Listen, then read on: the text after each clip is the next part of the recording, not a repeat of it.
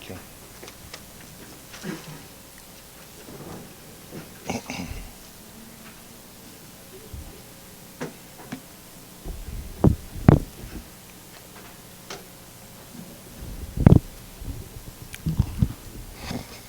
Shabbat Shalom, everyone. Can you hear me very well? Okay, good. So I would like to, I would say, dedicate this teaching to our good health and our prosperity, and that God should hear our prayers, even as we call on Him. You know, even as we live in perilous times, but God is faithful, and He's faithful to keep us in all our trials and all the challenges we may face. So I would like to really dedicate this teaching to us and to those who are praying to God for answers to prayer in specific areas of their lives. Amen. So this the Torah portion that we are reading today is Deuteronomy chapter 4, and it's a discourse that Moses gave to the children of Israel at the very end of his life, you know, just before they entered the promised land. So it was like his final words to the children of Israel. And in these verses, we see Moses, you know, admonishing the children of Israel and telling them that they should remember, you know, the things they've seen.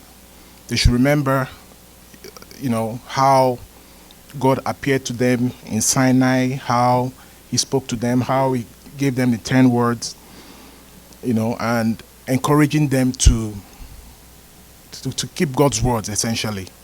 Because apparently this was a new generation of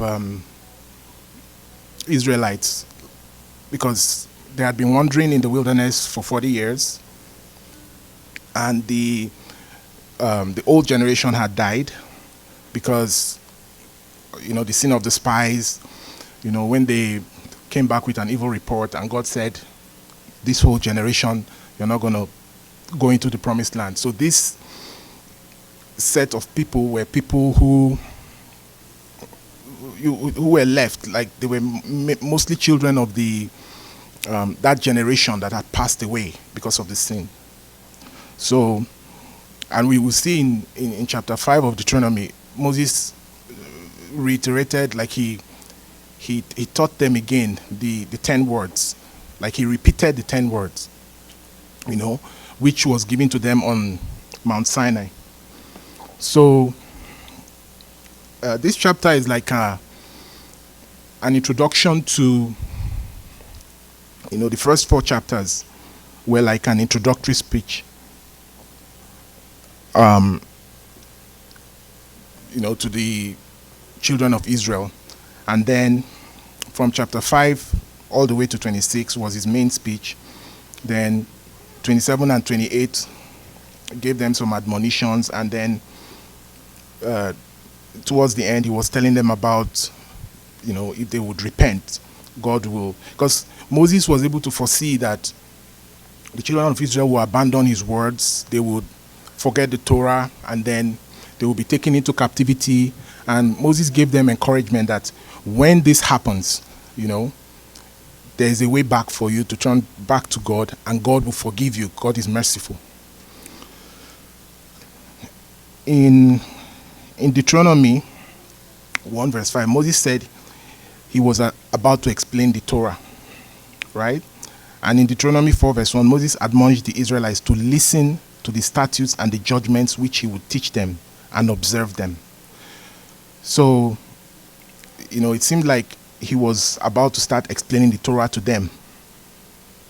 So he told them to listen to the statutes and the judgments which I teach you. Observe that you may live and go and possess the land which the Lord your God, the God of your fathers, is giving you.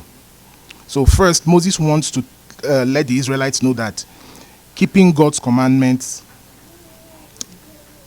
will make them have life. And secondly, he wants them to know that by keeping the Torah, they will possess the land.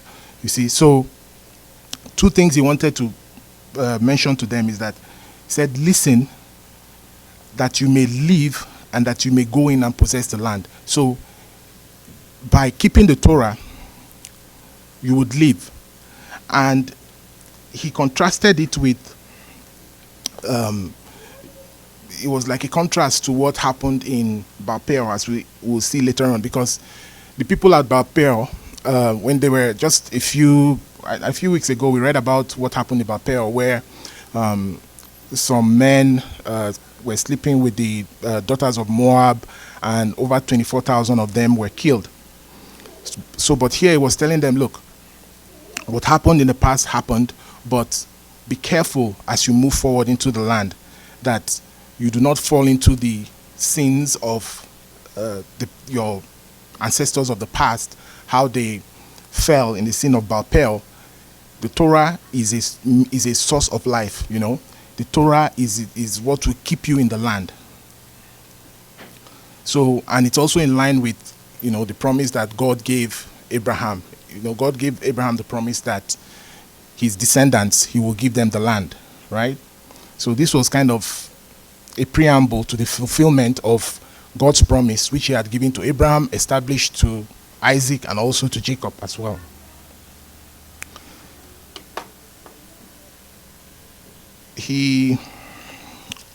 So in chapter 3 of Deuteronomy, in verse 3 of chapter 4, it's an object lesson Moses gives to Israel to show them that what he meant in Deuteronomy 4:1, that they would have life and possess the land through obedience to the Torah.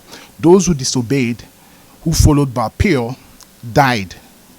See, in contrast to what happened in Baal Peor, they died and were not there to go on and possess the land. But those who held fast to the Lord, they are there that very moment, and they were poised to possess the land. So let's talk about what happened at Baal Peor. So the incident at Baal Peor, is a significant event in the book of Numbers. The Israelites were encamped in the plains of Moab at the end, towards the end of their 40-year journey. And in summary, what happened was idolatry and immorality. Some Israelite men began to engage in idolatry and sexual immorality with the Moabite women, because they invited them to participate in the worship of their god, Baal Peor. And then there was judgment, because as a result of what the sin at Baal Peor, 24,000 of the people died. And we also know that Balaam was the one who advised Balak, the king, to introduce those women to seduce them, because Balak, the king, had previously hired Balaam to curse the children of Israel, but he could not. He could not curse the children of Israel, because when he tried to curse them on 3 different occasions, God turned the curse into a blessing.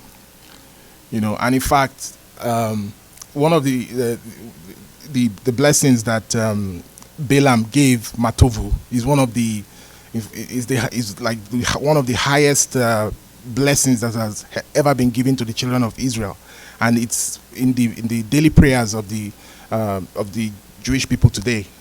And it's amazing that which was intended for evil, you know, Balaam, he was willing to curse the people of Israel. He was paid, he was enticed, everything was there. He wanted to do it, and God turned his curse into a blessing. And it's just amazing to think of it that, you know, someone would open his mouth to pronounce a curse and God would change it to a blessing. So that's the God we serve, that, you know, he's able to turn evil intentions and curses that are directed against us, that are meant for evil. He's able to turn it around for good. And Balaam is a classic case of that. So when he saw that he couldn't curse the children of Israel, he advised Balak, the king, to get the children of Israel to sin through the Moabite women. So it was his advice that Balak now followed, and he introduced these Moabite women to seduce the children of Israel, and then they began to commit immorality with them, and they began to worship their gods, and eventually, you know, that was what triggered God's wrath against the children of Israel. So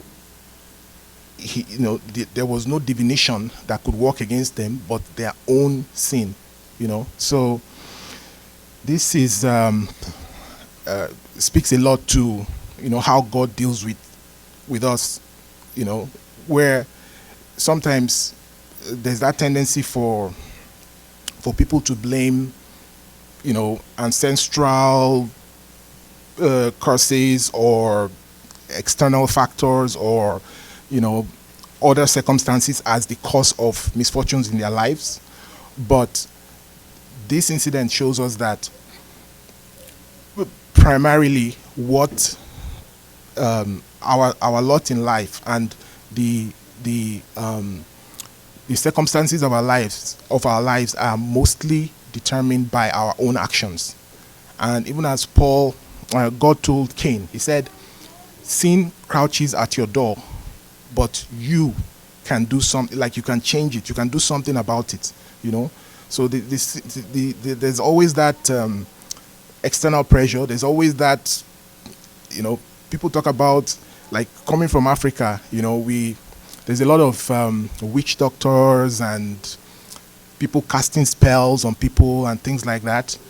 But this story kind of clarifies for me that, you know, there's no divination. Like, if there's nothing no spell anyone can cast on a child of God if God does not allow it.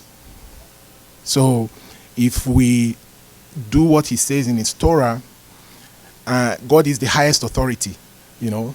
So the witch doctors, they might have power, they might have some ability to harm, you know, but if we are good with God, as it were, you know, he is the ultimate judge. He is the one that can turn a curse into a blessing.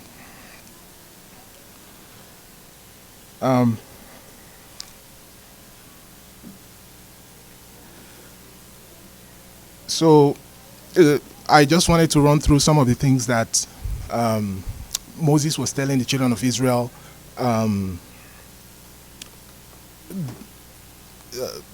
the rest of the chapter.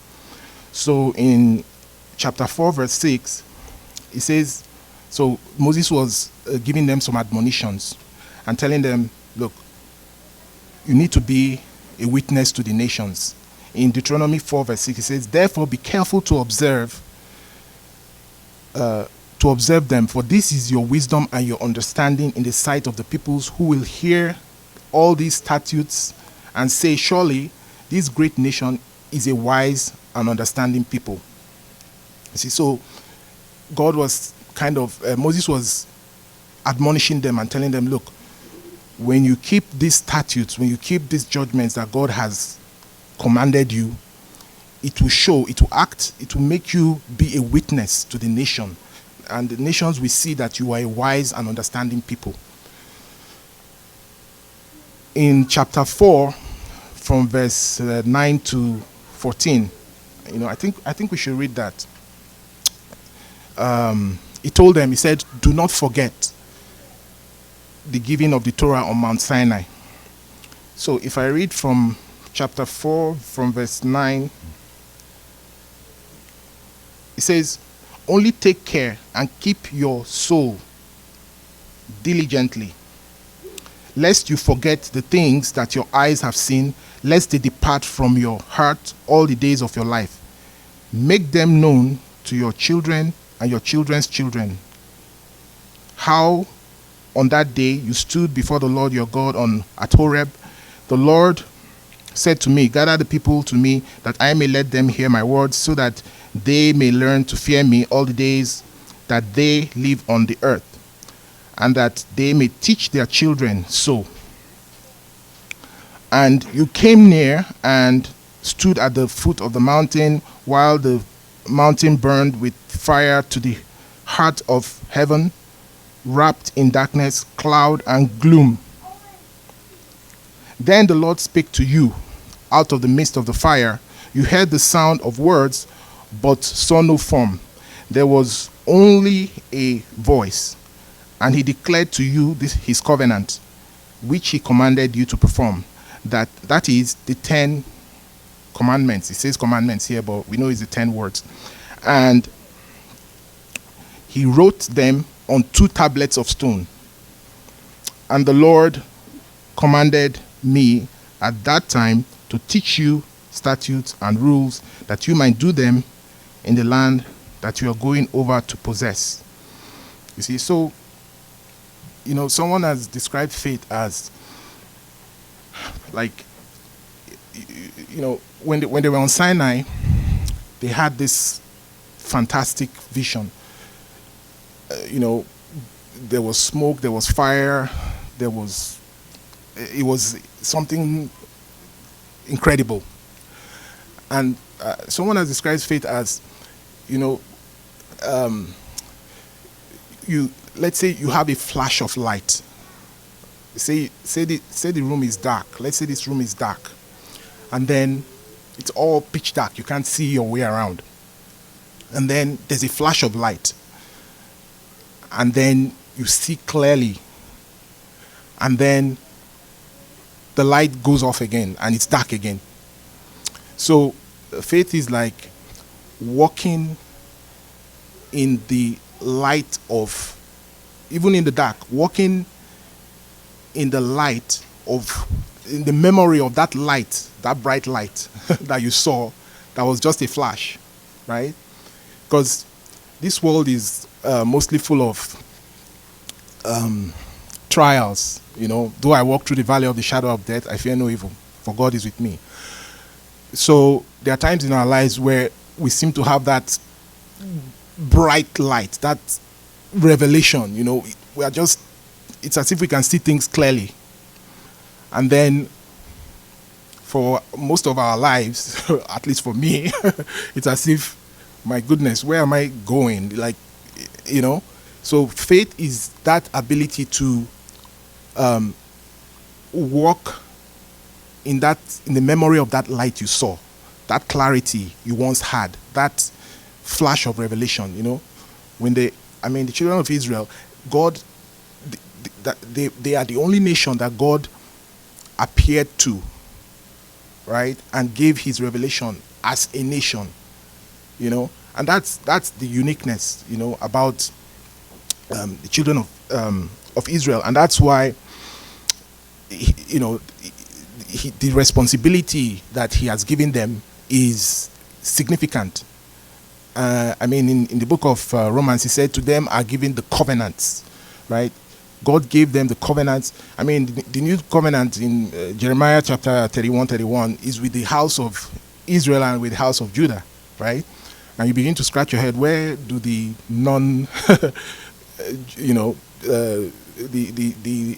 the nations, where do the nations come in, right? Because he gave them the covenants, he gave them the revelation of his word, and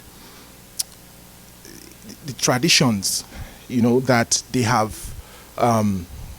even though there's the tendency to say there are certain traditions that, like, even, I think it was in verse 1, it says, I just remembered, it says, and now, O Israel, listen to the statutes and the rules I am teaching you, and do them, that you may live and go in and take possession of the land that the Lord the God of your fathers is giving you, you shall not add to the word that I command you, nor take from it,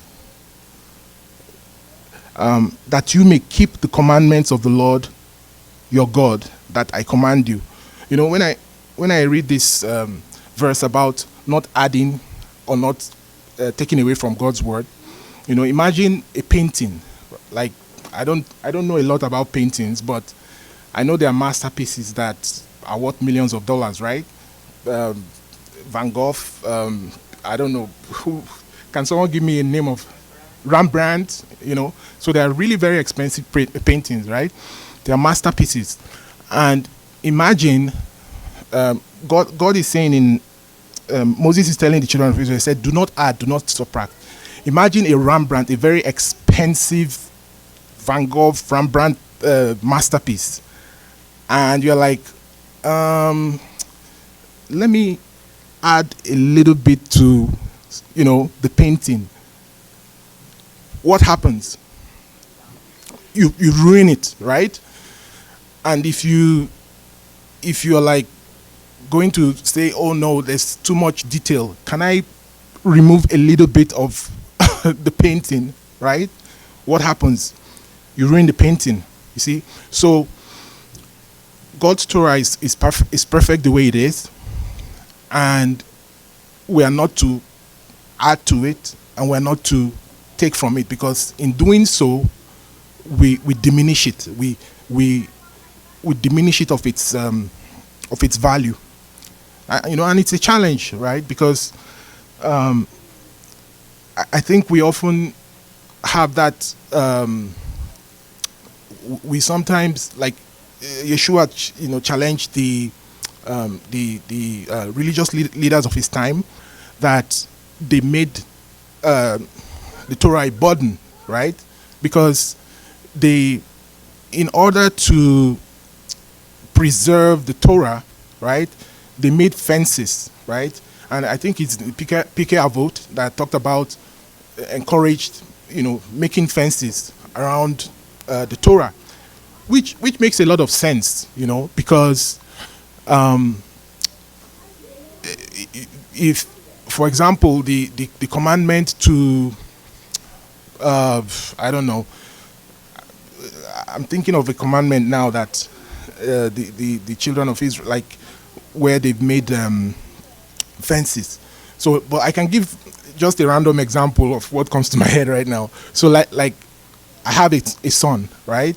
My son is very young, and I'm like, I don't want him to get burnt on the hot stove, right? So I tell him, do not touch the stove. And I mean, that's the commandment, right? Don't touch the stove because you get burnt. But, you know, my son, he likes playing around. Like, I remember my kids growing up, they I don't know, for some reason, they just loved hanging on the on the stove, right? And I see them hanging from there every time, and I'm like, they are really, really close, and they could, you know, trip, or they could mistakenly touch the stove. So I introduce another fence around that commandment, and I say, okay, you know what? Do not go near the stove at all. Like, don't come near the stove. I don't want to see you hanging on the stove. I know you've not touched the hot stove yet, but I don't want you touching the stove at all. And then I see them going really close, and it feels like if I don't give them an additional layer of protection, they might just, you know, cross over and go touch the stove. And then I say, you know what? I don't want you to come. Do not come don't even come near the kitchen anymore. Because if you come near the kitchen, you might get near the stove. If you come near the stove, you might get near the hot part of the stove and get burnt, right? And then maybe that's not enough. And I now say, okay, you know what? This time, I don't even want you on the main floor. You can't come to the main floor. You can go upstairs, you can go downstairs, you can go to the basement, you can go upstairs, but you can't come to the main floor, because if you come to the main floor, you might come near the stove, and you might come near the hot part of the stove, and you might get burnt. And maybe at some point I say, you know what? I don't even want you in the house, because you might You might come into the house, you might go to the main floor, you might touch the stove, and then you might get burnt, right? So this is how, layers, are built around the commandments. And at some point, we can't recognize where the commandment is anymore, right? But that's not to say that there's no use for those fences, because they, like one I can think of now where the Torah says when inflicting punishment that there should be 40 stripes, right? Shouldn't be more than 40 stripes. And the law, even when Yeshua was flogged, I think they gave him 39 stripes. So because the law says 40 stripes, so to build a fence around it so that someone would not, mistakenly, you're counting and you make a mistake and then you count 41, right? So they say it's 39, right? So I think that's a good precaution, right? You don't have to give that person that extra stripe, that 40th stripe, right? Because even though the Torah says, 40 stripes, it doesn't mean you have to go all the way to 39 even, maybe 20 is enough. But anyways, so I just said all that to say this is how fences develop around the Torah, around the commandments. But it's important to know that to be able to distinguish between what is the commandment and what is tradition.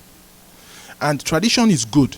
There are good traditions, and there are things that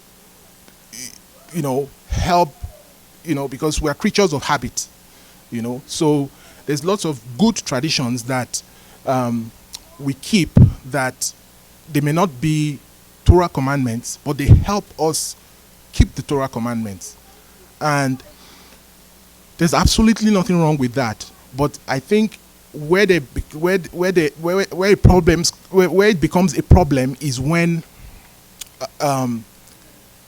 the traditions contradict or they make keeping Torah more difficult. For example, in the New Testament or the apostolic writings, there was a case where Yeshua, they had this tradition about dedicating something and saying it's korban, like it's for the temple, and essentially they would dishonor their parents. They would not give their parents their due, and they would dedicate things to the temple, to the altar, right?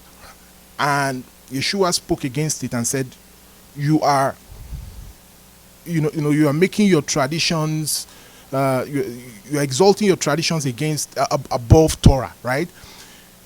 Through your traditions, you are making it okay to dishonor parents, right? With the guise of obeying the Torah, of doing something holy and sacred. And I find it interesting that was the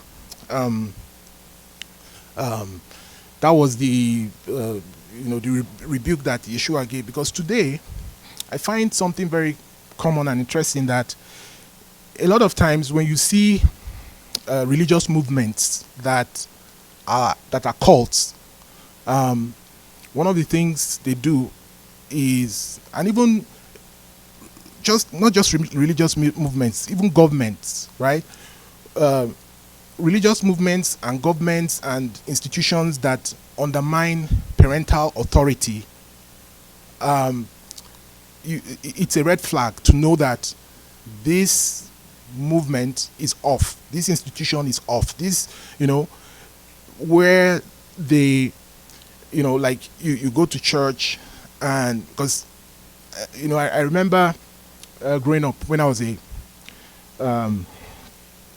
growing up, I used to go to a denomination where drinking alcohol was a sin. Like you can't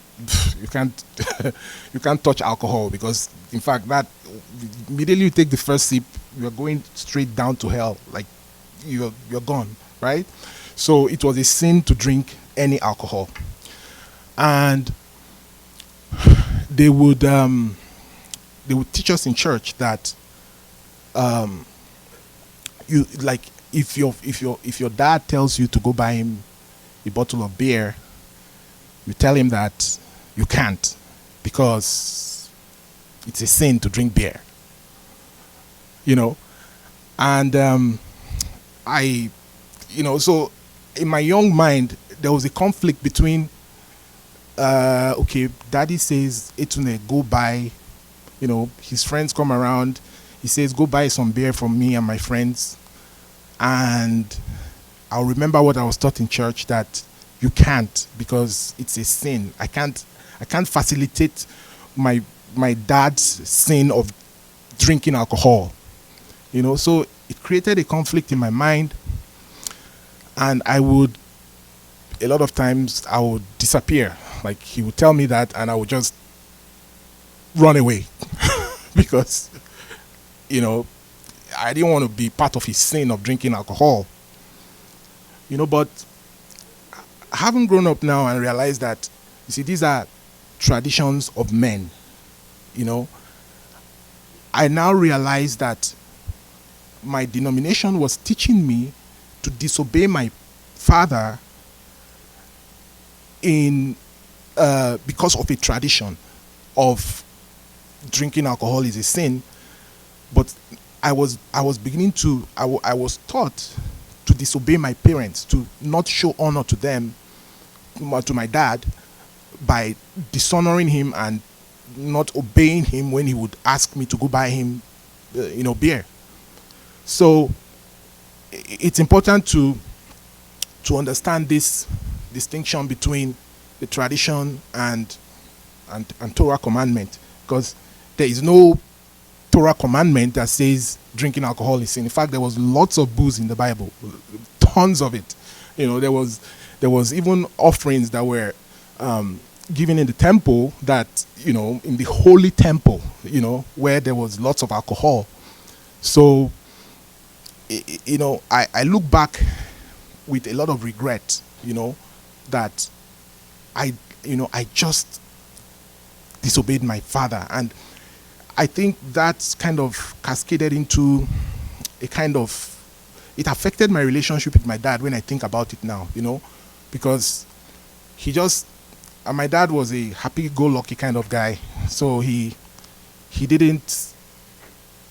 just said, this one is crazy, that was his attitude, But I look back now and I'm like, oh my goodness, in fact, because I attended that denomination throughout his life, my dad was the kind of person that almost every evening comes back from work and he just wants to go chill out with a glass of beer and I never saw my dad drunk once, and I really admire him for that.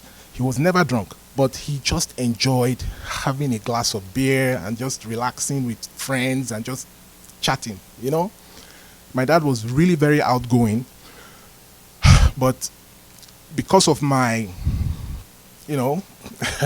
my being taught wrongly, I never one day bought my dad a beer and sat down with him and relaxed and have a conversation with him, and these, like, I would give everything in the world to have that opportunity to do that today, now that I'm grown, I'm a man, and what more would I like?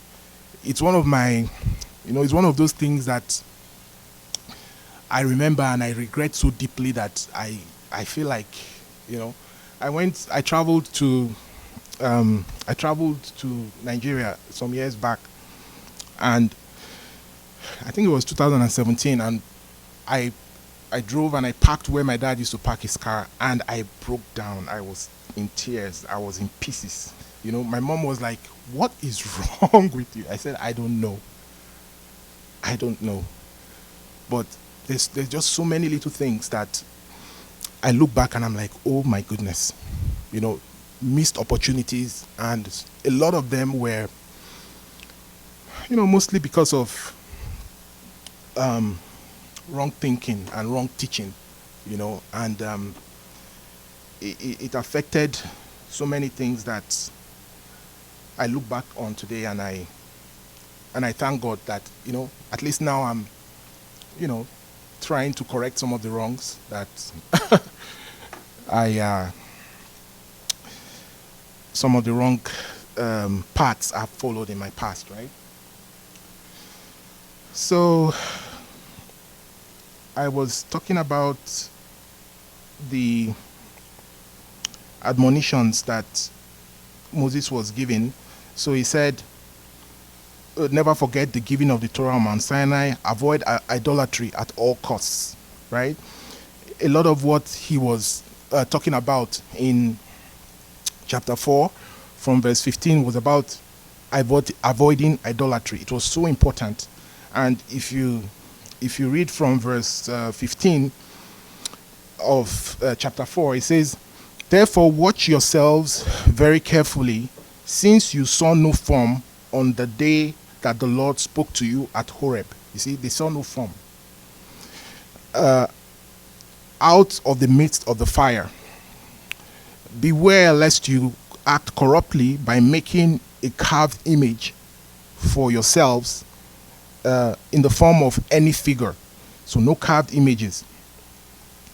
The likeness of male or female, the likeness of any animal that is on the earth, the likeness of any winged bird that flies in the air, the likeness of anything that creeps on the ground, the likeness of any fish that is in the water under the earth.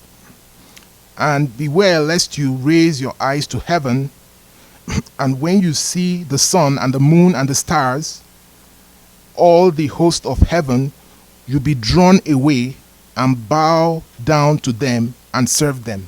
See, it's all warning against idolatry. Things that the Lord your God has allotted to all the peoples under the whole heaven. But the Lord has taken you and brought you out of the iron furnace, out of Egypt, to be a people of his own inheritance, as you are this day. Furthermore, the Lord was angry with me because of you, and he swore that I should not cross the Jordan, and that I should not enter the good land that the Lord your God is giving you for an inheritance. For I must die in this land, I must not go over the Jordan. But you shall go over and take possession of the good land. Take care lest you forget the covenant of the Lord your God, which he made with you, and make a carved image. Again, warning them against idolatry. The form of anything that the Lord your God has forbidden you. For the Lord your God is a consuming fire, a jealous God. When you father children and children's children and have grown old in the land, if you act corruptly by making a carved image in the form of anything, by doing what is evil in the sight of the Lord your God, so as to provoke him to anger, I call heaven and earth to witness against you today that you will soon utterly perish from the land that you are going over the land or to possess. You will not live long in it, but will be utterly destroyed. See, all warning them against idolatry and saying that if they went into idolatry, that they would be destroyed. Verse 27, and the Lord will scatter you among the peoples.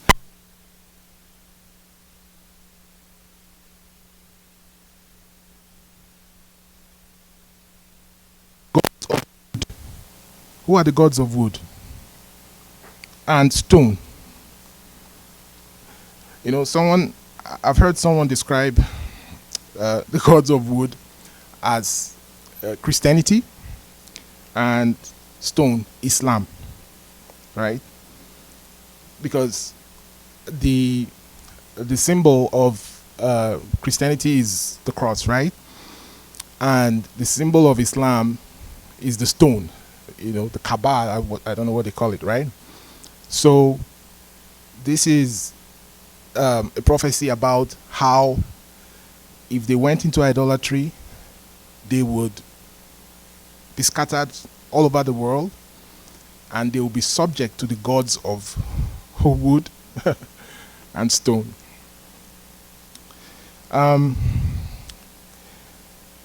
Where did I stop? Okay. So verse 28. And there you will serve the gods of wood and stone, the work of human hands, that neither see, nor hear, nor eat, nor smell. But from there you will seek the Lord your God, and you will find him if you search after him with all your heart and with all your soul. When you are in tribulation, and all these things come upon you in the latter days, you will return to the Lord your God and obey his voice. For the Lord your God is a merciful God. He will not leave you or destroy you or forget the covenant with your fathers that he swore to them.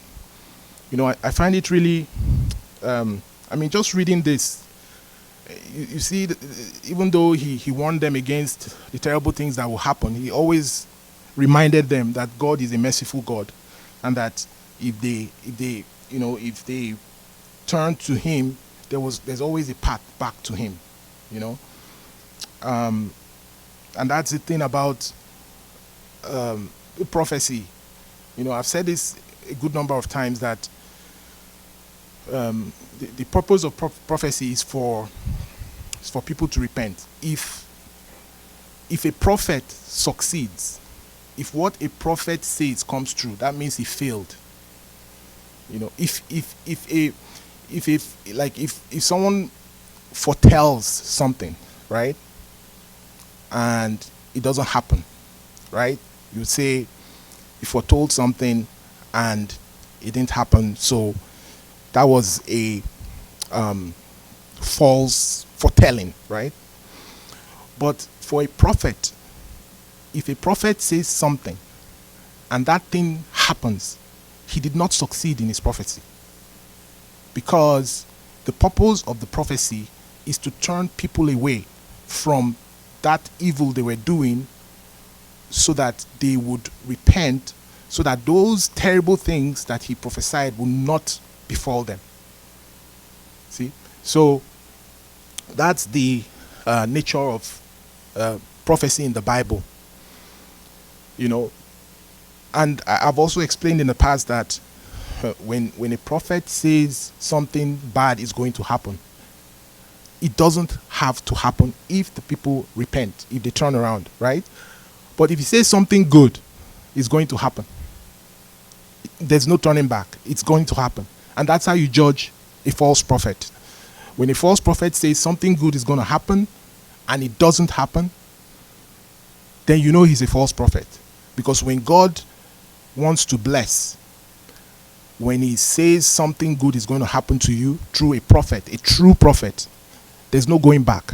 Because God will not change his mind on something good he wants to do for you. You know, some will say, because I come from a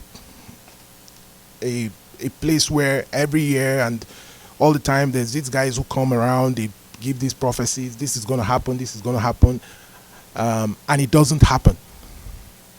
And the general explanation I hear is that, oh, the people who received the prophecy, they didn't have faith. No. If you are a true prophet of God, you know, that's why in Judaism the belief is that prophecy has ceased. And I kind of agree with that. Because if you're a true prophet of God and you tell the people of God that something is going to happen, something good is going to happen to them, there's no turning back. Because God has already determined in heaven that he has determined to bless. And when his prophet, and that's one of the things we are missing. You know, the temple is not standing. You know, the children of Israel, one of the things the people who were alive in the time when the temple was standing was, you could go to the temple and you could see a prophet and you could ask him, said, what is God's plan for my life? What am I supposed to be doing exactly with my life?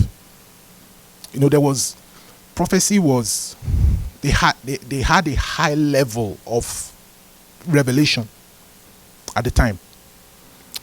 you know, but we're missing that today. Because when the temple was standing, it was God's presence was so tangible. You know, when I used to go to Bible studies at Chabad, and I was talking to the rabbis once, and they were telling me that the temple, in the holy temple, the cherubims. In fact, if you do the mathematical calculations about the dimensions of the Holy of Holies, the ark of the ark of the covenant and the mercy seat, it couldn't fit with the physical dimensions. It was beyond nature. And you know, he said, you know, according to tradition, like the cherubims moved. You know, when the children of Israel were in good terms with God, they would face each other, and when they were not, they would turn away from each other.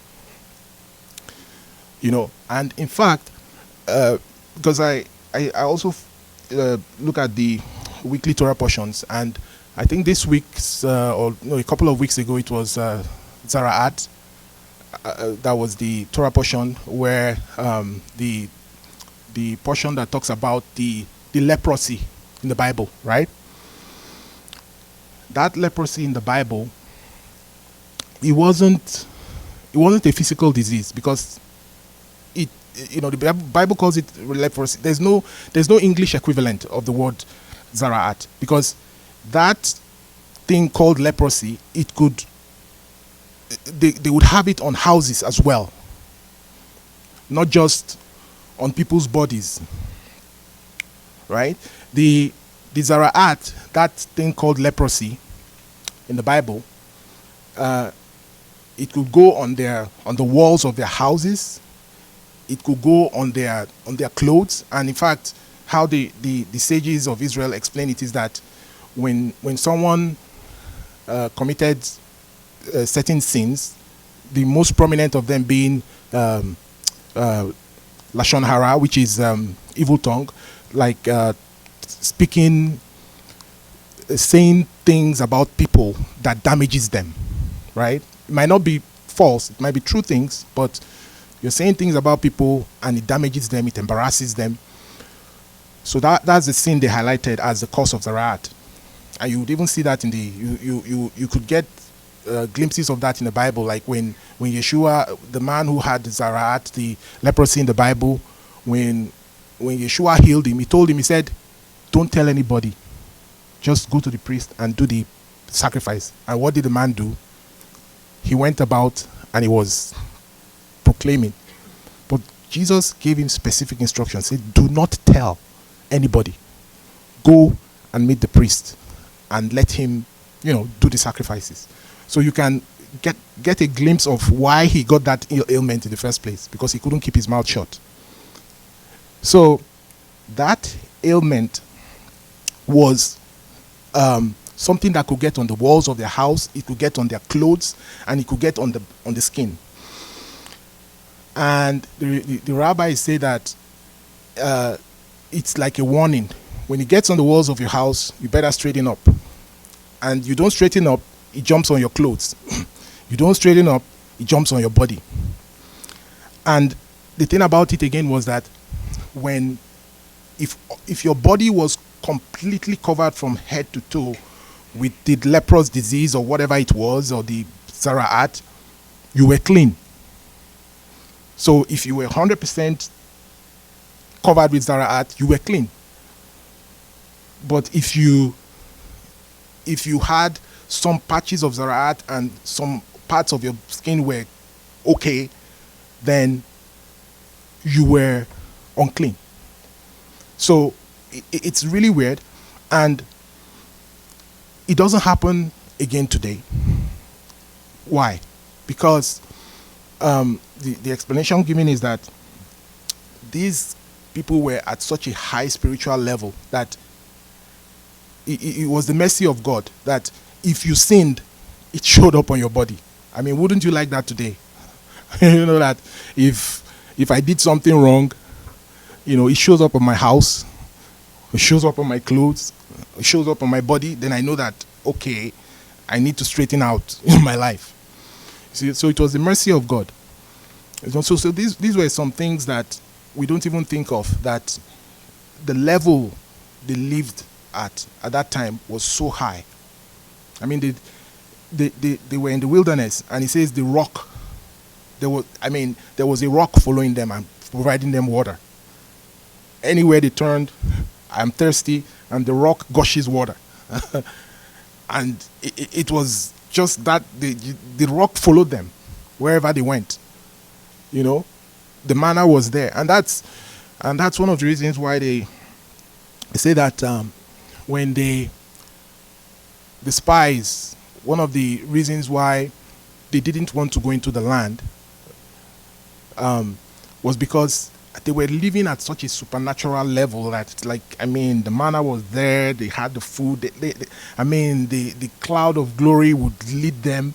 When the cloud moved, they moved. When it stopped, they stopped. It was a shade for them during the day. It was a pillar of fire by night. I mean, where do you want to go to? This is heaven already. And now you're telling us to go to the promised land. Now we have to plant our own food. We have to build houses. We have to get involved in commerce. I would rather just stay here under the cloud. Like me, I would rather be under the cloud all my life, and just revel in Torah, and than going out there. But God, that was what God wanted of them. That was God's will, for them to go out into the world and be a light unto the world, to go and conquer the land, to build, to plant, to uproot the enemies of God, and to be part of this world. Because in a lot of religions, the highest form of spirituality seems to be you're like you go live somewhere, you're away from civilization, you're just in the middle of nowhere, just you and the Lord. That's the the elevated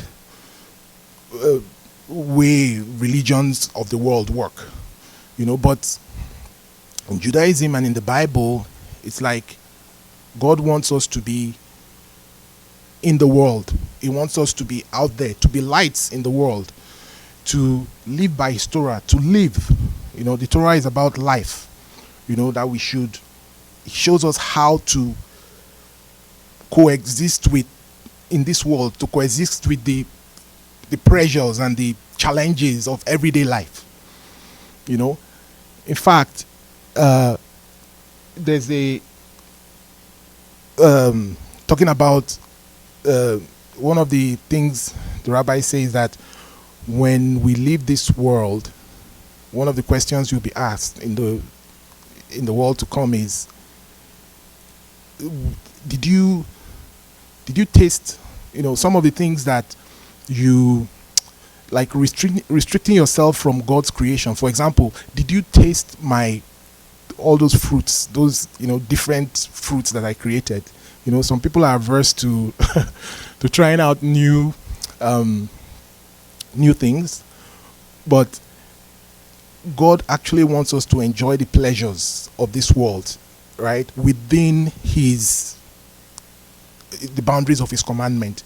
Did you taste the fruits that I created? Did you drink? Did you enjoy? If holding back yourself from pleasure within the boundaries of God's Torah is even something God doesn't like, because that's why the Nazarite, when the Nazarite took the Nazarite vow, he was to bring a sin offering after the vow. And one of the reasons the rabbis tried to explain for the reason why he had to bring a sin offering was because he withheld himself from pleasure. He restrained himself from, he couldn't drink wine, he couldn't eat grapes, he couldn't, all the pleasurable things of life, he couldn't participate in it. So when when the period of the vow was over, he had to bring a sin offering to atone for some of those, things that he withdrew from, which normally he was supposed to enjoy. The last thing that he admonished them was that Israel was the only nation rescued by God, and that's in chapter 4 from verse 32 to 39. It says, "For ask now of the days that are past, which were before you, since the day that God created man on the earth, and ask from one end of the heaven to the other, whether such a great thing as this has ever happened, or was ever heard of. Did any people ever hear the voice of a God speaking out of the midst of the fire, as you have heard and still live? Or has any God ever attempted to go and take a nation for himself from the midst of another nation by trials, by signs, by wonders, and by war, by a mighty hand and an outstretched arm, and by great deeds of terror, all of which the Lord your God did for you in Egypt before your eyes?" I find this pertinent to the time we're in. Today is the Sabbath before Passover, right? And here he's talking about all the mighty things that God did for them. He brought them out of the land of Egypt through great miracles, and he says here great deeds of terror. The 10 plagues, that the children of Israel he inflicted on the gods of Egypt, right? So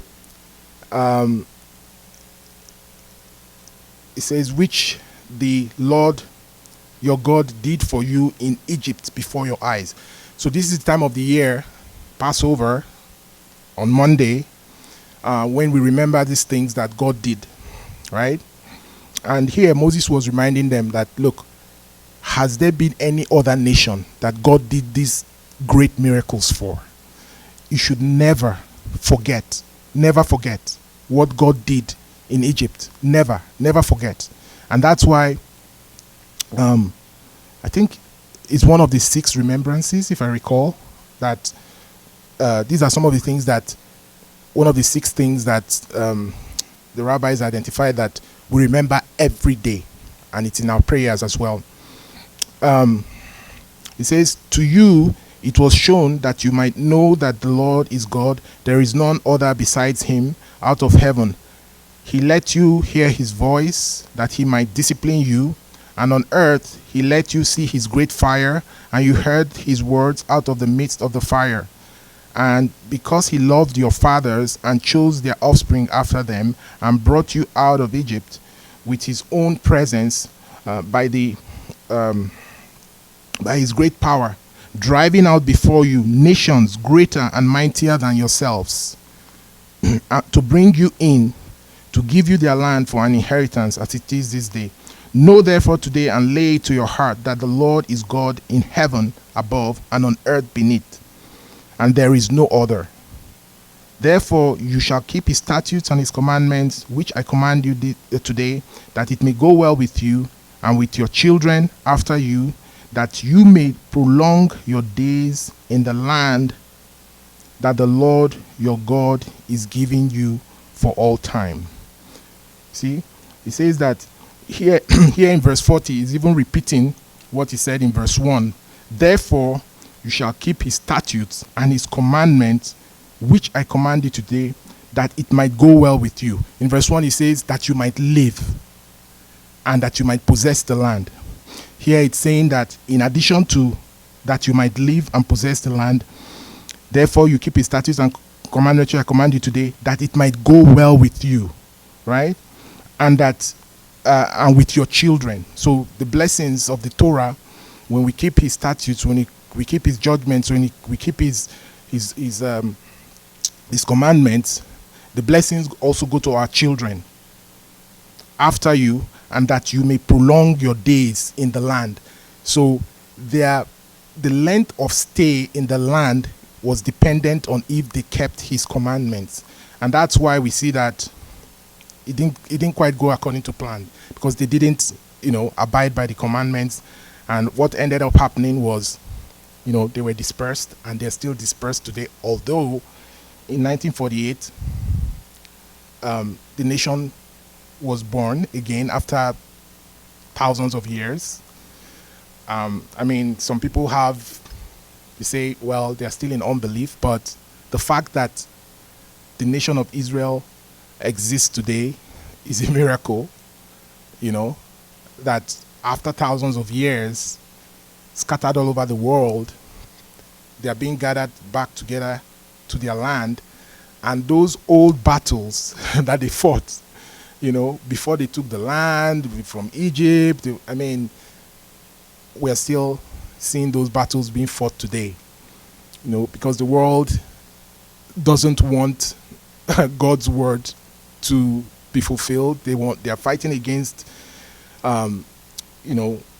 God's purpose and his commandments and his promises, So I didn't get to, I think, let me quickly just look at one last thing. Because today is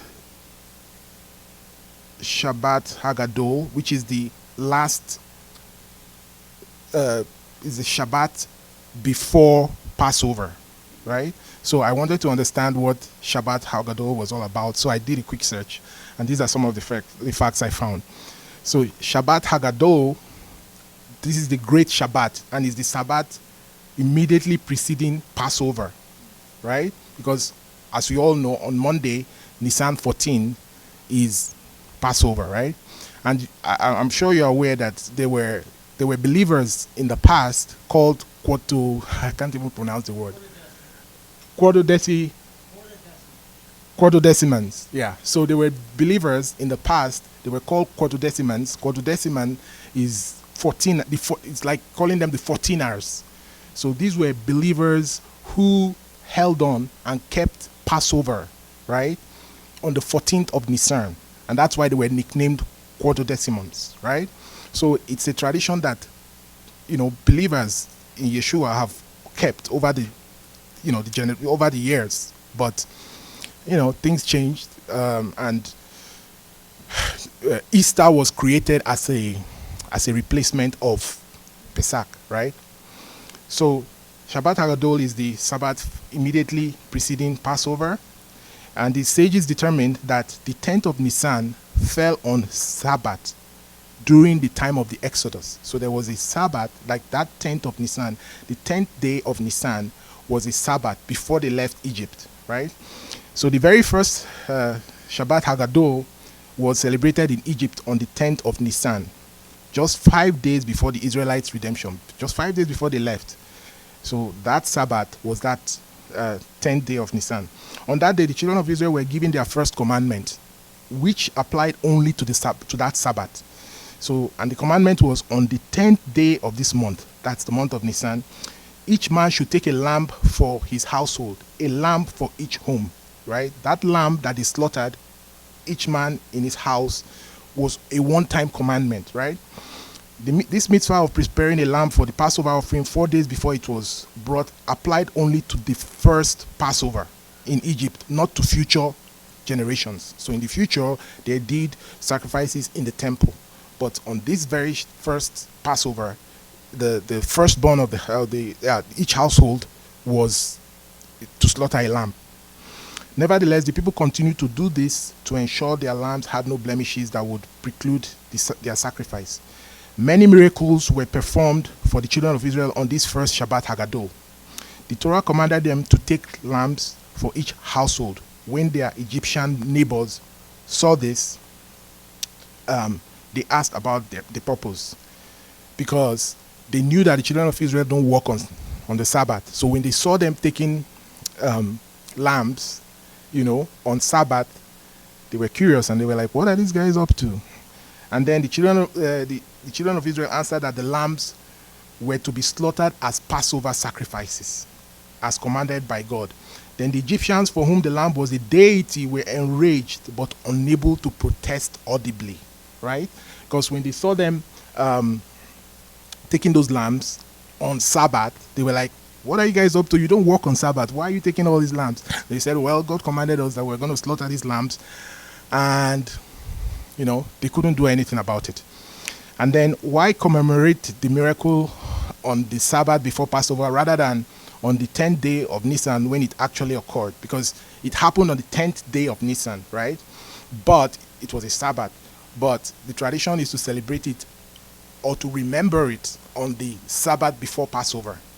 The Torah itself mentions only the date, not the day of the week. So it was the day, 10th of Nisan, that the Torah says that you should take a lamb, each household take a lamb, right, on the 10th of Nisan. So this, the miracle is closely connected to Sabbath.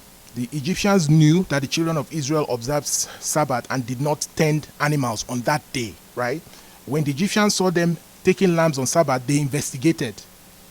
The children of Israel were in great danger because of this, because you're taking lambs, the Egyptians worshipped lambs, and they were like, when they were asked by the Egyptians, what are you going to do with these lambs? We're going to kill them. And you're like, you're going to kill my God? And they were like, yeah. And they were like, okay, but they couldn't do anything. So the children of Israel were in great danger, but were saved by a miracle. So it's the miracle that the children of Israel were not attacked by the Egyptians for taking these lambs. Commemorating this miracle on Shabbat highlights its connection to the observance of Shabbat. So those were some facts about Shabbat Haggadah. So Shabbat Shalom.